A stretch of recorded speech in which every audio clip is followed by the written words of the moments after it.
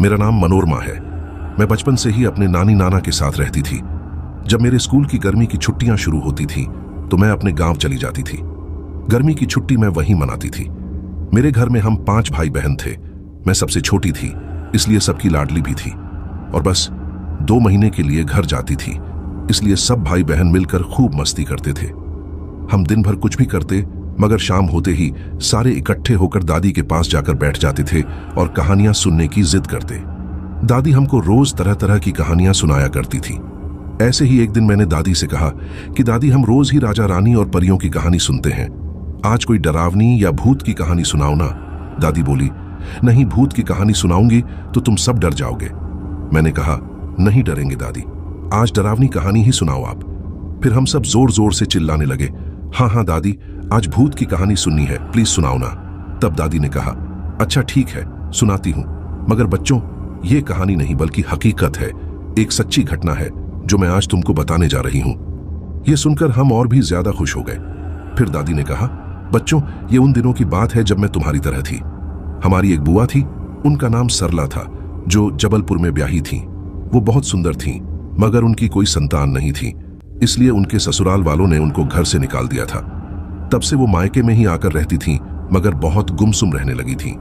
किसी से बात नहीं करती थी। मैं और मेरी छोटी बहन रुकमा उनसे बहुत प्यार करते थे। रुकमा तो ज्यादातर उनके ही पास रहती थी। बुआ भी उसको बहुत चाहती थी, मगर अब वो हमसे भी ज्यादा बात नहीं करती थी। मां ना बन पाने का दुख उनको बहुत था। इसी वजह से पति और परिवार भी उनसे दूर हो गया था।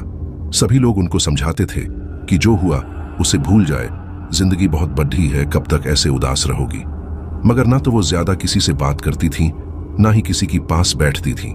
हमेशा वो उदास रहती थी। फिर कुछ दिन बाद ही उन्होंने फांसी लगाकर अपनी जान दे दी। सबको इस बात का बहुत दुख था, मगर कोई कर भी क्या सकता था, होनी को कौन टाल सकता है। कुछ दिनों के बाद हमें एहसास हुआ कि रुकमा का बर्ताव कुछ बदला बदला सा है। वह घंटों अकेले बैठी खुद से ही बातें किया करती थी। कभी कभी तो खूब खिलखिला के हंसा करती थी, और जब हम कुछ पूछते तो हमें अजीब नजरों से देखा करती थी। एक दिन वो खाना खाते खाते अचानक उठी और अपनी थाली लेकर भीतर की ओर जाने लगी। मां के पूछने पर उसने कहा कि वह बुआ के पास जा रही है, वह उसे बुला रही हैं। यह सुनकर मां डर गई। फिर मां ने यह बात घर में सबको बताई। सबने कहा कि घर में पूजा रखवा लेते हैं। दूसरे दिन पंडित जी को बुलाकर घर में पूजा कराई गई, मगर किसी को नहीं पता था कि इस पूजा के बाद सब कुछ ठीक होने के बजाय और सब कुछ बिगड़ जाएगा। अब रुकमा की हरकतें और भी अजीब हो गई और उसकी तबीयत भी खराब रहने लगी। 2 ही दिन में ऐसे लग रहा था कि वह महीनों से बीमार है। आंखों के नीचे काले गड्ढे और होंठ काले पड़ गए थे। मां बहुत रो रही थी।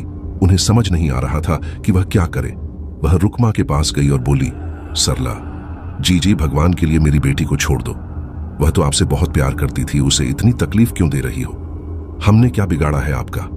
इतना कहकर मां रोने लगी और धीरे धीरे रुकमा के करीब गई। जैसे ही उन्होंने रुकमा को छुआ, वह एकदम से पलटी और उसने मां को जोर से धक्का दिया। मां दीवार से टकराकर गिर गई और रुकमा उन्हें घूरे जा रही थी। वह गुस्से में दीवार को अपने नाखूनों से खुरेच रही थी। पूरा कमरा उसने तहस नहस कर दिया था। आवाज सुनकर वहां सब लोग इकट्ठे हो गए। बाबा जैसे ही मां को उठाने के लिए आगे बढ़े, रुकमा कूदकर मां की छाती पर बैठ गई और उसने बाबा को भी पीछे की तरफ धकेल दिया। वह मां का गला दबाने लगी और बोलने लगी, नहीं छोड़ूंगी, मैं किसी को नहीं छोड़ूंगी। मैंने भी किसी का क्या बिगाड़ा था? मैं तो बस रुकमा के साथ खेलती थी, मगर अब मैं इसे अपने साथ लेकर जाऊंगी। यह हमेशा मेरे पास रहेगी।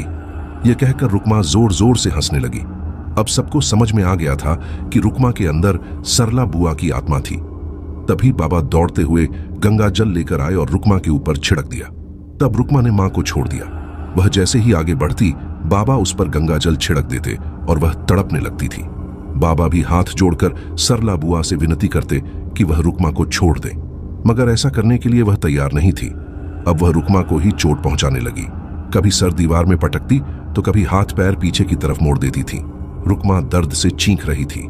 कभी जोर जोर से रोने लगती तो दूसरे ही पल ठहाके मार के हंसने लगती थी। रुकमा इतनी भयानक दिख रही थी कि उसे देखकर किसी की भी रूह कांप जाए। किसी में भी हिम्मत नहीं हो रही थी उसके पास जाने की। मां अब तक बेहोश ही थी। गांव के बाहर एक भैरव बाबा का पुराना मंदिर था। उस मंदिर में एक पुजारी जी रहते थे। उनकी बड्ढी बड्ढी जटाएं और लंबी दाढ़ी थी। सबके कहने पर बाबा उन पुजारी जी को बुलाकर ले आए। उन्होंने अपने कमंडल से जल निकालकर अपने हाथ में लिया और कुछ मंत्र पढ़कर उसे रुकमा के ऊपर डाल दिया। वो जोर जोर से चीखने लगी और इधर उधर भागने लगी। रुकमा की आवाज इतनी भयानक थी जैसे कोई जानवर गुर्रा रहा हो। वो आत्मा रुकमा को जमीन से ऊपर उठाकर नीचे पटक देती। गंगा जल और पुजारी के मंत्रों से वह आत्मा बौखला गई थी। रुकमा लहूलुहान हो चुकी थी। ऐसा लग रहा था जैसे वह अब नहीं बचेगी। पुजारी जी बिना रुके मंत्र पढ़ते जा रहे थे और रुकमा पर गंगा जल छिड़कते जा रहे थे। थोड़ी देर बाद रुकमा निढाल होकर गिर गई। अब पुजारी जी ने अपने झोले में से एक पोटली निकाली, उसमें से भस्म निकालकर मंत्र पढ़ा और रुकमा के ऊपर फेंक दिया। अब वह बिल्कुल शांत हो चुकी थी। पुजारी जी बोले, छोड़ दे बच्ची को, क्यों उसकी जान लेना चाहती है तू? क्या बिगाड़ा है इसने तेरा? जा, चली जा यहां से। तब रुकमा बड्डी ही भारी आवाज में बोलती है, मैं नहीं जाऊंगी इसे छोड़कर। रुकमा मेरे साथ ही जाएगी। क्या किया था मैंने? कुछ भी तो नहीं। मैं तो बस रुकमा के साथ खेलती ही थी, उसके साथ खुश थी। लेकिन मरने के बाद भी मेरी खुशियां किसी से देखी नहीं गई। अब मैं किसी को खुश नहीं रहने दूंगी। इतना कहकर वह जोर जोर से अपना सर जमीन में पटकने लगी। पुजारी जी ने एक बार फिर मंत्र पढ़ा और पोटली से भस्म निकालकर रुकमा के ऊपर फेंक दिया। अब रुकमा पूरी तरह बेहोश हो चुकी थी। पुजारी जी ने एक माला निकाली और रुकमा के गले में पहना दी। फिर उन्होंने एक काला धागा निकला और मंत्र पढ़कर गांठ लगानी शुरू कर दी। उन्होंने उस धागे पर 108 गांठें लगाई। फिर आग जलाकर हवन कुंड में 108 बार आहुति दी। फिर मटके में पानी मंगाया और उसमें अभिमंत्रित गंगा जल डालकर बाबा को दिया और बोले, इस जल को एक धार में बच्ची के सर से डालो। बाबा ने वैसा ही किया। जैसे ही मटके का पानी खत्म हुआ वैसे ही रुकमा उठकर बैठ गई।